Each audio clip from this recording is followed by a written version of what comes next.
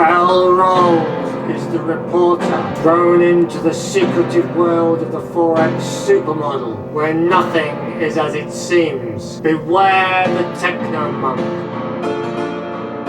and steer clear of Professor Code and his two assistants. Give the senior trader a wide berth, and don't expect any sense from the risk manager.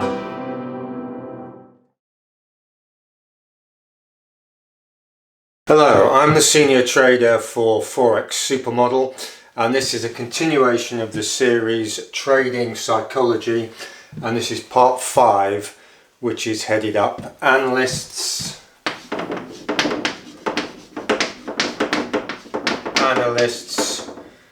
and Risk On,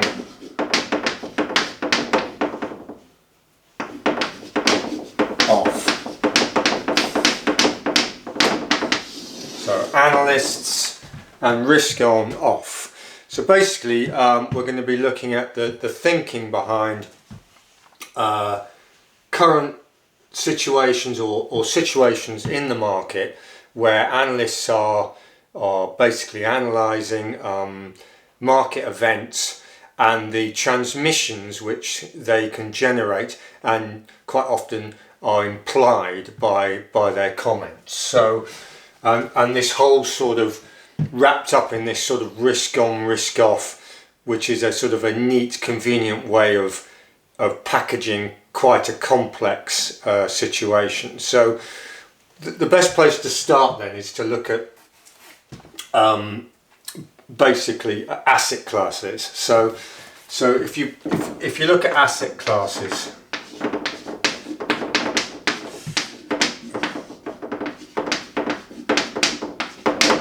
in other words, types of assets. Well, we've got Forex, we've got FX. So FX, we've got equities,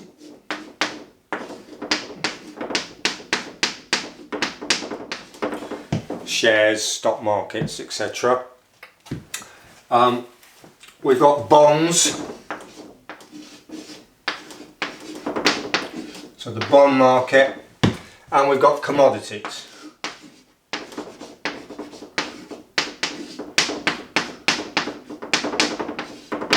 Right, so what we're actually going to be doing is creating a sort of a global overview model and look at the standard and transmissions which are implied from a risk on, risk off environment and an analyst's noise push, if you like. So that's what we're looking at. So asset classes, then you've got Forex, equities, bonds, commodities.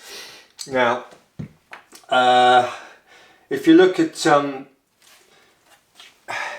commodities then initially, so we've got basically you've got oil, which is a large component of global economies, because obviously we're oil dependent, and you've got precious metals, so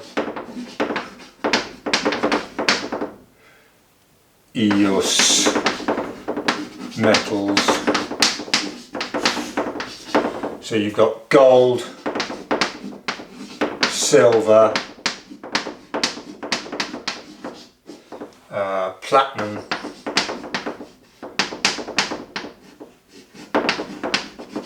you know, you've obviously got others, but I'm just looking at the broad brush. Right, so you've got oil, precious metals, and then you've got like commodity style metals. So you've got copper and lead. Right. So and in bonds, you've obviously got the short to medium to longer term bonds. So the longer term US bond will be the 10-year, you know, not yen, 10-year. You know, obviously very longer term will be 30-year, but we're looking predominantly at the 1 1 to 10 year, not just US. So you've got treasuries in the US, and obviously in Europe you've got bonds, and you've got the Bund is the European equivalent of the longer term bond, etc. But they're just details really. You don't need to worry too much.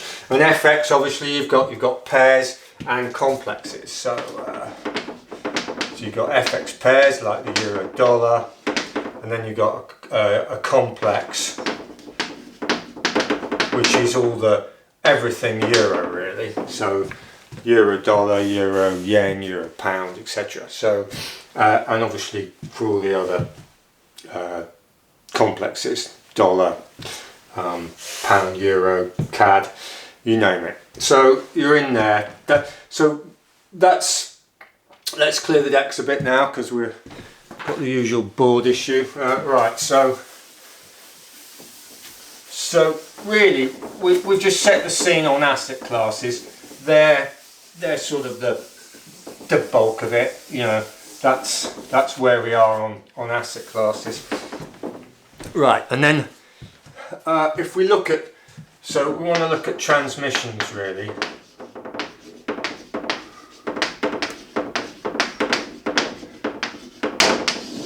So how does a risk off or risk on environment, or an analyst article or comments, transmit through that structure of which we've just rubbed off, the asset classes, in other words. So, and if you can be aware of the standard transmissions, then you're obviously ahead of the game, because you can get sort of a heads up as to the way things are going to move. Obviously there are dangers with that. It's not as simple as that, but there are some sort of broad brush transmissions which you know, more experienced traders are aware of, and new and up and coming traders should be aware of. So let's look at a sort of a standard. So let's look at risk off to start with. So risk off. So when analysts are talking risk off, what do they normally mean? And what transmissions can we expect? Now, like everything, there's no set answer to this, but risk off there's varying levels of risk off. Now the standard sort of risk off environment is people shunning higher yielding financial instruments. So they tend to bail out of equities. So equities are normally sold off.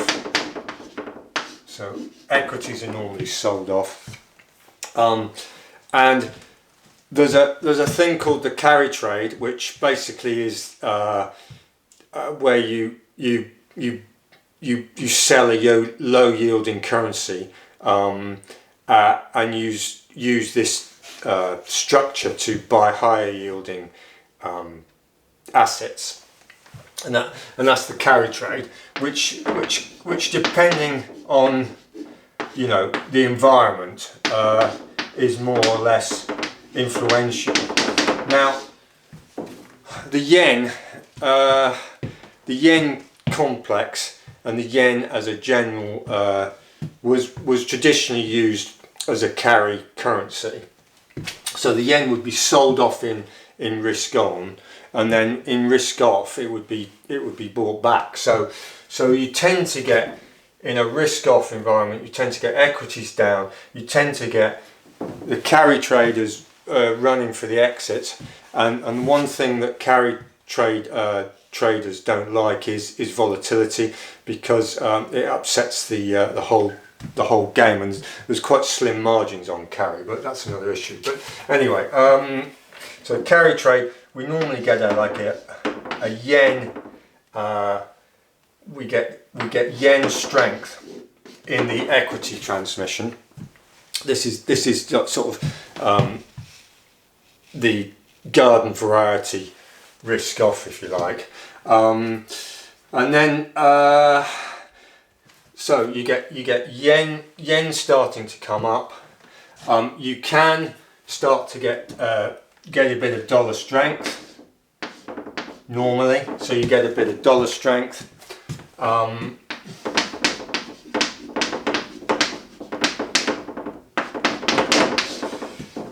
we'll talk about that in more detail in a bit. Bonds, if it starts to get even more moody, people start to look for a safe haven, the so-called safe haven.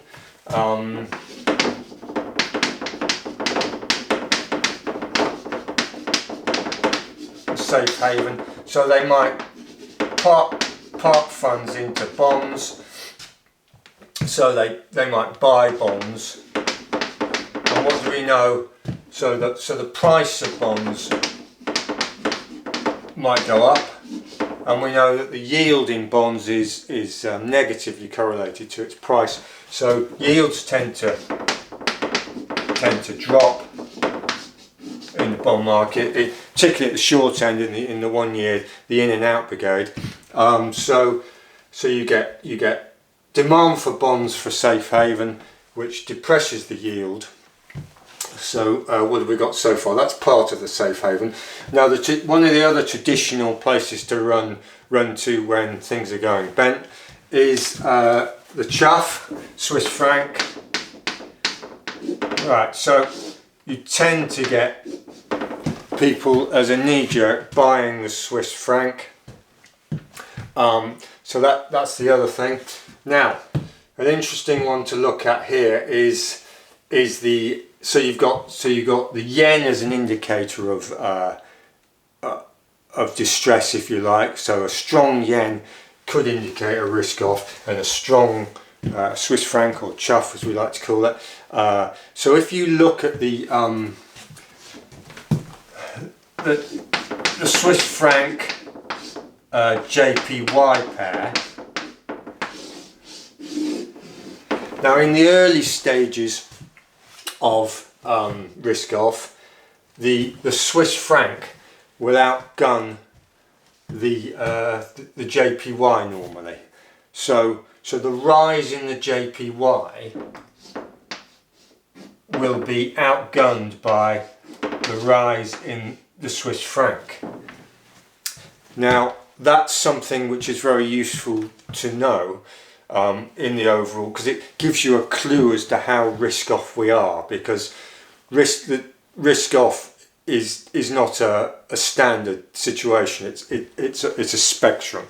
So if you look at the chuff JPY and the Swiss franc is outgunning the yen, then you've got a certain degree of you've got sort of mid-range risk off, if you like.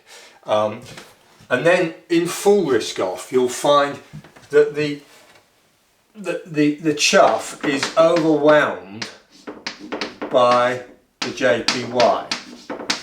Okay, so that's like half, if you like, and then in full you get the chuff is still rising, obviously, but the JPY is really going for it. So you tend to get the chuff yen pair actually falling in full risk off. So as a matter of degree, that's an interesting point to look at. So that would be a transmission which mutates as we get more and more risk off.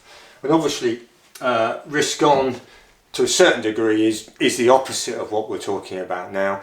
Not entirely, but it is that's a reasonable starting point. So we've got this, like, we've got safe haven flows. Let's suppose we've gone from the chuff, people running to the Swiss franc, and the carry trade getting hammered, the yen coming up, equities selling off, bonds being bought, so the yields are dropping. Commodities are high yielding normally, so commodities are going to be taking a bath. So commodities on the down. There's a bit of board space that we're even going to see. So commodities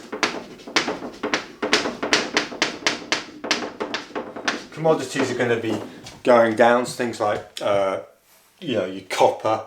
The market is particularly volatile in risk on, risk off. Commod. There we are. Almost look like something. Anyway, right. So you've got copper and all the usual stuff. So in terms of asset classes, we've looked at the majority there. Oil is as usual a tricky one. It's a slippery one, not to use a bad joke, but we'll talk about oil a bit more later.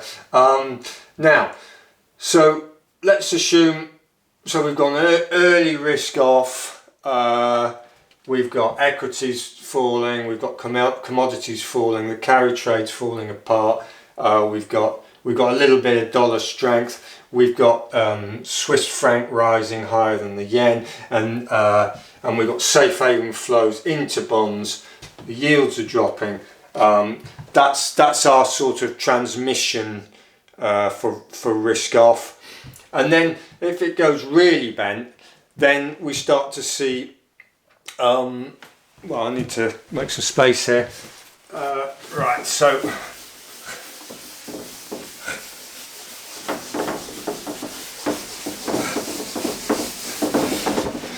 So if it goes really bent, we start to see stress in the so-called emerging market currencies, and we also start to see repatriation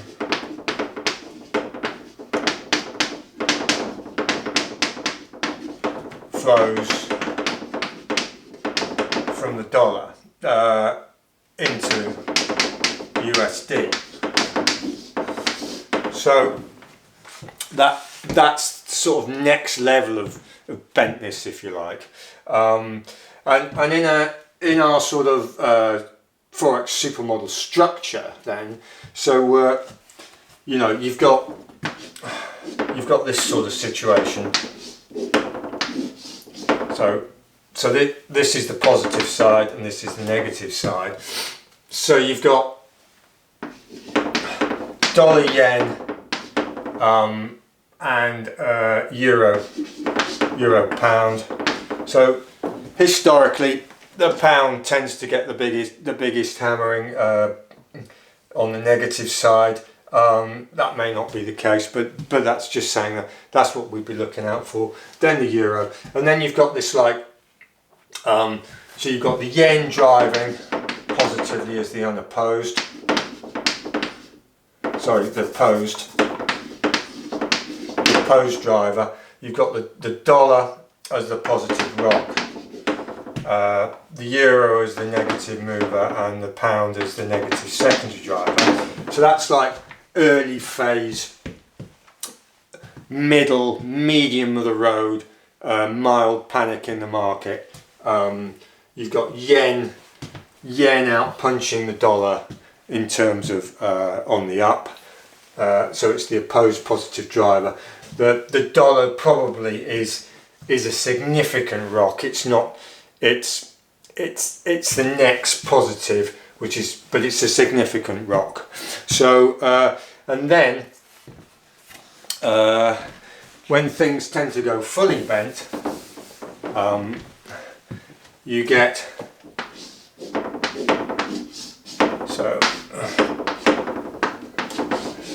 the pound and the euro are usually getting the brunt of it. Now these tend to switch out, so you tend to get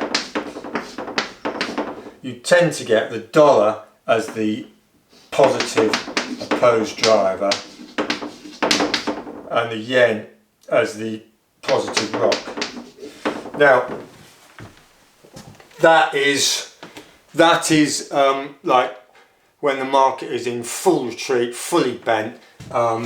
You've got safe haven flows, you've got repatriation of the dollar, and that is why the dollar starts to outgun the yen in terms of strength, and the repatriation flows normally from the emerging markets, which are being absolutely hammered at that stage. So you know, that's the sort of nuance and the equivalent of do you remember when we looked at the chuff yen, chuff JPY? So originally you've got the chuff outgunning the yen, and then in the later stages you've got the yen outgunning the Swiss franc. So likewise, those transmissions, if you're aware of them and you can see the subtle nuances and the changes in those transmissions, then you're well ahead of the game in a way, as to, you know, divining the future movements of the market. Because once the market is up in the sort of repatriation phase where the dollar is like really sucking things back in, and the yen is positive as well, and all the rest of it, and it all sort of slots together, then you're, you know, depending on how bent things are going, but you're probably you're probably getting near the top of the risk on, you know, of the risk off. So that is useful to know, and obviously these other areas are, and if you never actually make it into this sort of second phase, then that's an indicator in itself as well. And what tends to happen is once people have, like, you know, run for the exits on equities, and they very quickly steam back in and try, you know, the market has a sort of on-off switch. It's very volatile, and then you're going to get people who are trapped, and then as the market rises up, there'll be relief selling because they've got near their break-even point or minor losses, and down it goes again. So you get, you know, all that sort of dead cat bounce stuff and all that. That sort of partially explains what's going on there. So that's sort of a reasonable explanation in terms of asset classes as to risk off, and obviously if you reverse it out, risk on. So let's get rid of this then.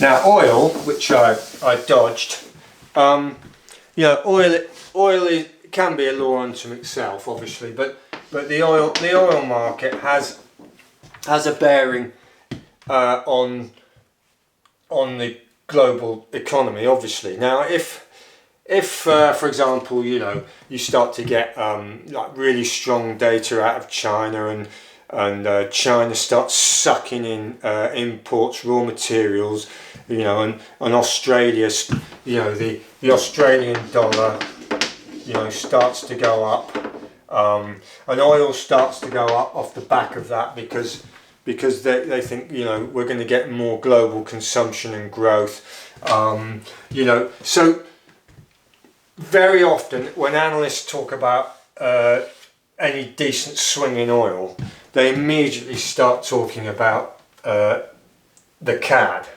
the Canadian dollar. Now, normally they argue that a rise in oil prices is beneficial to the Canadian dollar, so they're positively correlated.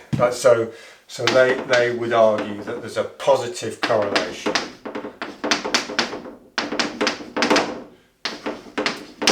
Positive correlation to oil and the, so if oil takes a massive cold bath down, the Canadian dollar can come under pressure. And likewise, so but it is obviously dependent on the catalyst for the oil price rise. For example, if it was due to geopolitical risk, so if you had, like, you know, a flare up in the Middle East, and things were getting moody in the oil producing countries, then and you had an oil spike because there was people felt that supplies were in jeopardy, then that's a very different style of transmission to China on the up again and sucking in imports from Australia, etc. So the CAD. So, but you may well get the same CAD oil positive transmission because of the way it goes. But you need in that case you probably the Australian dollar would be the odd one out because if you had like geopolitical risk, the chances are that the Australian dollar would go the other way, would go south. So you've got all these clues and transmissions, which you really need to sort of basically read between the lines, but be aware of those. Now gold is another one, and the standard analysts, once they start talking about gold, watch out basically, because the first thing they're going to do is either talk about safe haven. Now, I didn't really put it into the main thrust of risk off before, because gold can be very deceptive. In the 2008-2009 crisis, whereas you'd expect people to be running into gold and as a safe haven, what tended to happen was because people were so financially under pressure and all their margin calls and all the rest of it, that they had to sell off the profitable gold trades, and that actually created a massive down price in gold, even though we were massively risk off. So gold is moody on a good day. But arguably the standard, garden pea variety of risk off is gold up. Now, the gold as well. If you mention gold, you need to mention the USD. So the USD index. Now, the dollar index. Now, the dollar index is made up of the main 6 currencies: euro, yen, pound, CAD, and Swedish krona, and that's just about it. Probably missed one. Anyway, right, so dollar index. Right, now, the dollar generally, if the dollar goes up, that is generally not good for gold. Gold is priced in the dollar, so you tend to get an inverse relationship with the dollar and gold. So if the dollar drops, gold may very well go up. But as I say, there's tremendous lags in these systems, and that's what you've got to watch out for. There are lags, and there are secondary transmissions which can mess up that basic scenario. So, for example, when we had that massive risk off and in 2008, 2009, and people were having to get rid of good gold trades to service the rest of their situation. So that it's not straight cut, but generally, dollar up, gold down, dollar down, gold up. That's a fairly standard transmission. It stood the test of time, and all you've got to watch out for is the lag, really. I mean, if the dollar is on a persistently upward curve, you're going to have a tough time buying gold. It's as simple as that. So that's where we are. So let's round it all up then, and